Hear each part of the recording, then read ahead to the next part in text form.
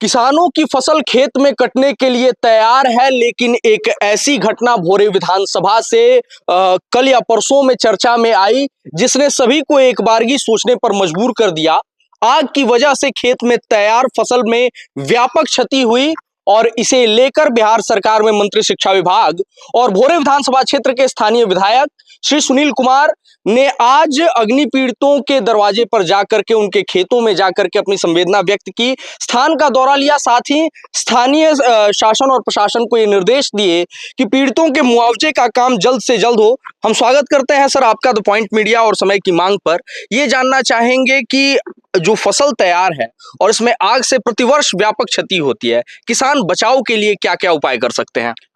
नमस्कार। पहले तो हम बता दें आपको कि जब हम सदन में थे और जब सूचना मिली थी कुछ के भोरे ब्लॉक के चकरवा पंचायत के बिठुआ ग्राम में आग लगी की घटना से वहाँ की फसल की क्षति हुई है, तो आज हम वहाँ पर स्वयं गए थे। हमारे पार्टी के लोग भी थे, हमारे अध्यक्ष थे, उपाध्यक्ष थे, बाकी सभी लोग थे।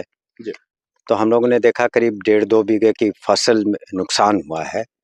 तो हमने तत्काल आने के पहले भी हमारी एसडीओ साहब से बात हुई थी और उन्हें भी और सीओ को भी हमने निर्देश दिया है कि जो भी इस पूरे जो फसल की क्षति हुई है, खेत की को पूरा तरीके से ठीक से उसकी पैमाइश करके और इसकी जो क्षतिपूर्ति होती है वो आपदा प्रबंधन विभाग से होती है। तो जो भी मुआवजे की राशि होगी उसको हम लोग जल्द से जल्द पीड़ित परिवार को दिलवा देंगे। लेकिन साथ ही साथ हम सभी क्षेत्र के लोगों से अपील करना चाहेंगे कि चूंकि पछुआ बह रहा है, शुरू हो गया है, तो बहुत एहतियात के जो भी कदम है निश्चित रूप से उठाएं। इस संबंध में फायर ब्रिगेड डिपार्टमेंट जो है उसके तरफ से भी तरह तरह के निर्देश दिए जाते हैं एहतियात के, कि जब आप खाना जल्द से जल्द पका लें और उसके बाद उसको आग को अच्छी तरह से पानी डाल के बुझा दें, या किसी तरह का सिगरेट या बीड़ी इत्यादि को इधर उधर न फेंके, उससे भी आग लगने की संभावना लगी रहती है। और जिनका फसल तैयार हो गया उसको जल्द से जल्द कटनी भी कर ले। तो इस तरीके से पिछले साल भी कई जगह आग लगी थी और कई जगह नुकसान भी हुआ था। हम सभी जगह गए थे, तो इस दुख के घड़ी में तो साथ हम लोग खड़े ही रहते हैं और मुआवजा जो होता है आपदा प्रबंधन से निश्चित रूप से सरकार के द्वारा दिया जाता है, जो देय है। लेकिन जो प्रिकॉशन है एहतियात के तौर पर सारे प्रिकॉशंस हमें लेने चाहिए। फायर ब्रिगेड की जो गाड़ियां हैं वो तीनों ब्लॉक में तैनात रहती हैं, काफ़ी वो लोग मेहनत करते हैं और तत्काल कहीं भी से भी कॉल किया जाता है तो आग को बुझाने के ख्याल से लोग तुरंत रश करते हैं और वो अच्छे हालत में तीनों ब्लॉक में गाड़ियां हैं। और जो होमगार्ड और फायर ब्रिगेड डिपार्टमेंट को भी हम धन्यवाद देना चाहेंगे कि काफ़ी तत्परता से वो लोग कहीं भी इस तरह के आग लगी की सूचना मिलती है तो लोग जाते हैं।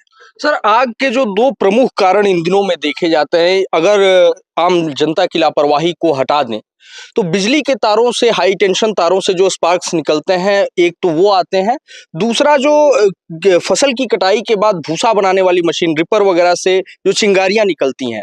बगल के प्रदेश उत्तर प्रदेश में तो बाकायदा शासनादेश जारी किया जाता है कि गेहूँ की कटनी के 15 दिन बाद तक रिपर खेतों में प्रवेश न करें।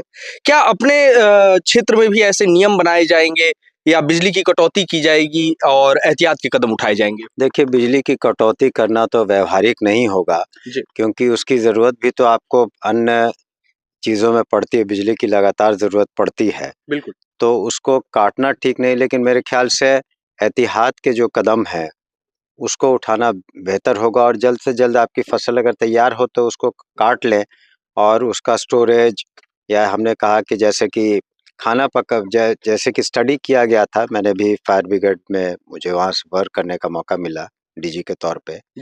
तो ये जो खाना बनाने के कारण भी कई बार आग लगता है और ये जो बिजली का शॉर्ट सर्किट है उसके कारण भी। तो बिजली विभाग खुद सतर्क रहता है और फायर ब्रिगेड भी सतर्क रहता है और जो आम आवाम भी अगर सतर्क रहे तो इसमें निश्चित रूप से कमी आएगी। चलिए, आपदा से इतर पिछले कुछ दिनों में काफी खुशी के मौके भी मिले हैं भोरे विधानसभा क्षेत्र को, विशेषकर जब आप बिहार सरकार में शिक्षा मंत्री हैं और यहाँ के छात्र छात्राओं ने 10वीं और 12वीं की बोर्ड परीक्षाओं में अच्छे अंक ला करके काफी शुभकामनाएं बटोरी हैं लोगों से। ऐसे में उन बच्चों के हौसलों को बढ़ाने के लिए आगे क्या करने वाले हैं आप?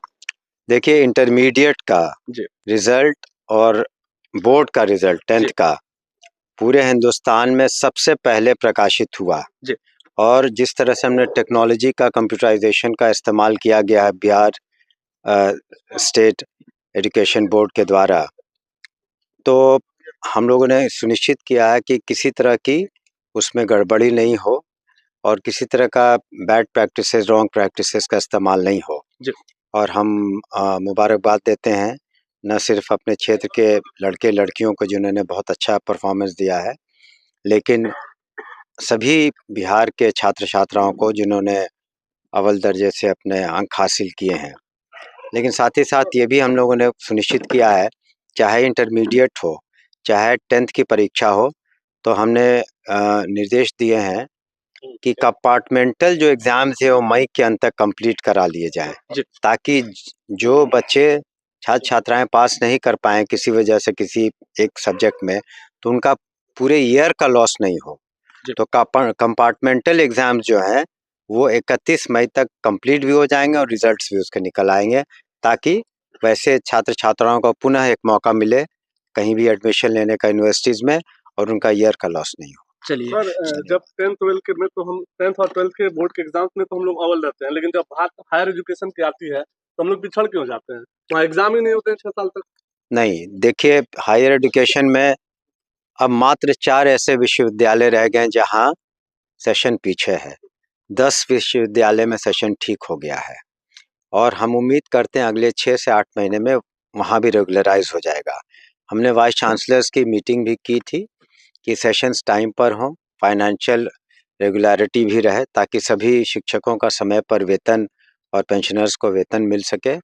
और एक आपको बता दें कि गवर्नमेंट ऑफ इंडिया का एक सामर्थ्य पोर्टल है जिसमें 6 मुख्य मॉड्यूल्स हैं और बाकी 40 से ज़्यादा अन्य मॉड्यूल्स हैं, ताकि उसको अगर हम लोग बिल्कुल कार्यान्वित कर देते हैं, जो कि हम लोगों ने वीसीस को कहा है, तो बहुत सी जो समस्याएं हैं DTD और ट्रांसपेरेंसी, खास करके रिजल्ट्स में या फिर फाइनेंशियल जो स्टेटस है उसके बारे में, या डिजी लॉकर का उसमें अगर इस्तेमाल करेंगे तो आपके डिग्रीज वगैरह को डाउनलोड करने में सहूलियत होगी।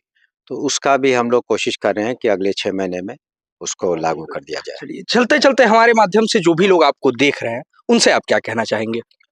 देखिए, शिक्षा एक सशक्त माध्यम है जिससे आप सामाजिक, बौद्धिक और आर्थिक प्रगति कर सकते हैं। आप जो माननीय मुख्यमंत्री के निर्देश में जो शिक्षा पर इतना खर्च किया जा रहा है, फोकस किया जा रहा है, 2005 में बजट था करीब 4400 करोड़। आज 2024-25-26 में 60,000 करोड़ से ज़्यादा शिक्षा का बजट है और 75,000 से स्कूल ज़्यादा हैं। 1 करोड़ 9 लाख बच्चों को हम लोग लगातार मिड डे मील, मध्याह्न भोजन कराते हैं। 1 करोड़ से ज़्यादा बच्चों को क्लास 1 to 8 हम लोग 10 अप्रैल तक सारी किताबें मुहैया करा देंगे। तो आप देखेंगे कि महिलाओं की साक्षरता जो 2001 में करीब 34% थी, आज के दिन में 2023 तक 74% हो गई है। और आप देखेंगे सामाजिक सुधार क्या हुआ कि अधिकांश महिलाएं, पुलिस विभाग में 30,000 से ज़्यादा महिलाएं कार्यरत हैं, जो पूरे देश में सबसे ज़्यादा है। पंचायती राज व्यवस्था में 50% महिलाएं, उससे भी ज़्यादा हैं। शिक्षकों में 44% महिलाएं आज कार्यरत हैं। तो शिक्षा के माध्यम से ही ये बदलाव आए हैं समाज में। तो निश्चित रूप से और अधिक बदलाव सामाजिक तौर पर, आर्थिक तौर पर समाज में बदलाव आएगा जब शिक्षा पर हम ध्यान केंद्रित करेंगे और खास करके गुणात्मक शिक्षा पर हम ध्यान केंद्रित करेंगे। हमसे जुड़ने के लिए बहुत बहुत धन्यवाद। तो ये थे हमारे साथ भोरे विधानसभा क्षेत्र से स्थानीय विधायक और बिहार सरकार में मंत्री शिक्षा विभाग श्री सुनील कुमार।